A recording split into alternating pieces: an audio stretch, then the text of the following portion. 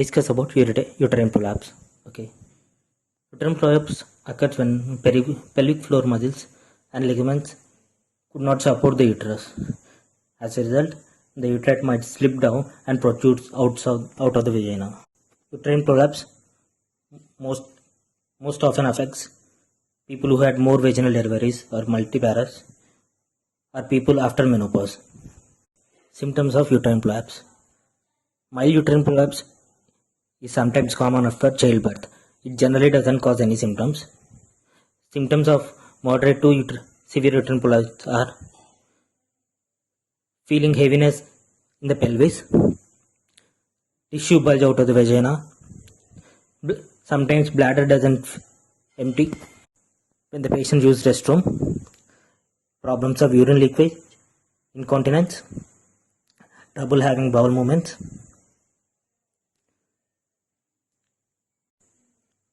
discomfort in the pelvis or lower back.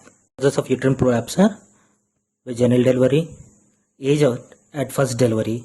Older women are at higher risk for uterine prolapse. Difficult labor or delivery during which trauma happens.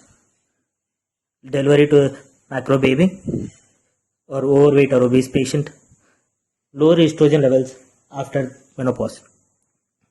Chronic cough or sometimes bronchitis can also cause uterine prolapse. Risk factors for uterine prolapse include having one or more vaginal births, being older when having a first baby, giving birth to macro baby, aging. High age can be a risk factor for uterine prolapse. Obese patients, patient who had prior pelvic surgery, family history of weak connective tissue or connective tissue disorders. Chronic constipation or straining during bowel movements can also be a risk factor for uterine prolapse. Complications of uterine prolapse are anterior prolapse and posterior vaginal prolapse. Anterior prolapse is where results from weak connective tissue between the bladder and the roof of the vagina. It can cause bladder to bulge into the vagina, which is also called cystocele or prolapse bladder. Posterior vaginal prolapse, where it is connective tissue weak connective tissue between the rectum and the floor of the vagina, that can cause the rectum to bulge into the vagina. This might cause difficulty in bowel movements. Posterior vaginal prolapse is also called rectocele.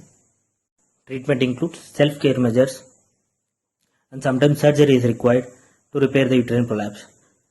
The surgeries may be minimally invasive surgery or laparoscopic surgery, where it might involve hysterectomy, removal of the uterus, which is commonly recommended for uterine prolapse. Along with hysterectomy, a surgeon can also use stitches to fix the pelvic floor or place a mesh to support the vaginal tissues. The risk of having surgery for uterine prolapse includes heavy bleeding, blood clots in the legs, which can lead to pulmonary embolism, infections, reaction to anesthesia, prolapse may recur again, and urinary incontinence.